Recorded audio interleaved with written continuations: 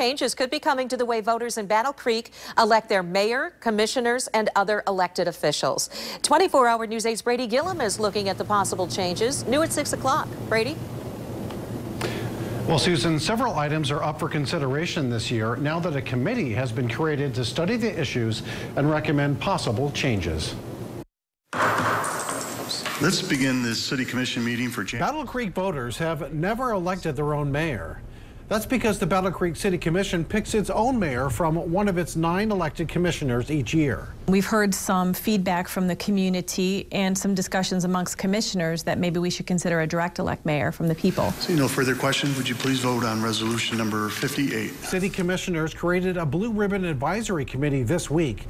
It will study whether voters should directly elect the mayor and vice mayor and whether the current 1-year term should be extended. I think it's tough to be the mayor. I mean, I think there's a lot of demands for your time and attention as the mayor, and 1 year I think is really difficult. Battle Creek City Commissioners serve 2-year terms. So I think 2 years is a short amount of time for a commissioner to kind of grasp all of the expectations and the knowledge you need about the organization. Another issue, all 9 city commissioners are up for election the same year. So potentially you could have 9 new commissioners put in place for an election, and that's not comforting to some commissioners and to the community. The committee could also recommend changes to the size of the commission.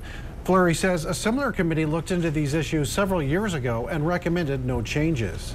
But I think, you know, the community changes, commissioners change, the discussion in the community changes about what we should be thinking about, and so I think they felt that there was enough input from the prior commission and this new commission and from the community that it was probably time to have the conversation again. Resolution 58 has been approved.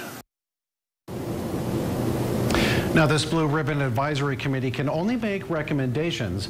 If it does recommend changes, it would be up to the commission to decide whether to have the public vote on each issue.